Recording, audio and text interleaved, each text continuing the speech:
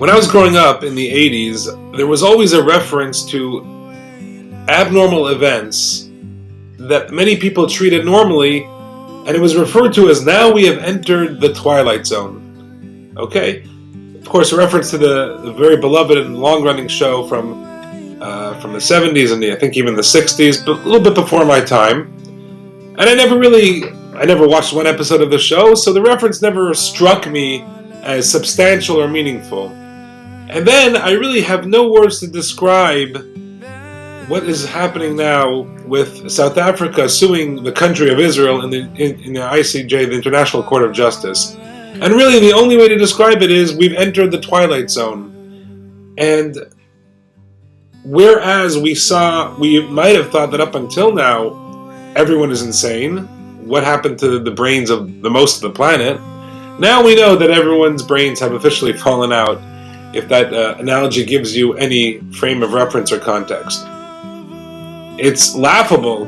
It actually is laughable that any country would actually dare take Israel to a court now, in the middle of a war, which is defending itself. And it's especially laughable, and the hypocrisy is so enormous, that of all countries, South Africa, which has degenerated and devolved into a shell of its former self, a country that has enormous natural riches and resources, a beautiful country with so much to offer and that has offered the world, and has really devolved into a terribly corrupt nation state run by a series of dictators almost. And that this is how they are choosing to use their resources and time and energy and money to fly a whole team of lawyers to Europe to sue Israel for genocide. The hypocrisy is incredible. The message is unthinkable, and it really defies all logic. And it was just so bizarre to me, so out of the norm, but we would expect the world and the countries to react, and especially South Africa, that I really thought of one passage from the Talmud, and I think this passage, so prescient, so powerful, written almost 2,000 years ago, and I'll read it straight to you now, that after the second temple was destroyed, this passage is found in the very last page of the tractate called Sota, page 49b, and the passage is very, very simple and very prophetic. From the day the second temple was destroyed, generations have deteriorated. Scholars have become demeaned. The young have taken over. Ignoramuses have started ruling. Scholars have become ignoramuses. Furthermore, in the times of the approach of the Messiah, this is the main line right here. It's called Ikvata de Mashiach, in the footsteps of the Messiah coming, which we certainly must be living in.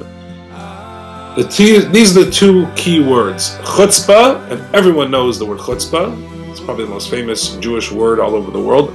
Chutzpah, and then in Aramaic it says Yiske, which is a very unusual word. It doesn't appear so often in all Talmud. Chutzpah, and yes, you can translate Chutzpah as impudence, but that's a very bad translation. Chutzpah will increase, or will be promoted, will multiply exponentially. And then the next line is V'yoker Ya'amir, and high costs will pile up. The Talmud continues, the vine shall bring forth its fruit like normal wine will be expensive. The monarchy shall turn to heresy. There will be no one to give reproof about this. The meeting places of the wisdom will become a place of promiscuity.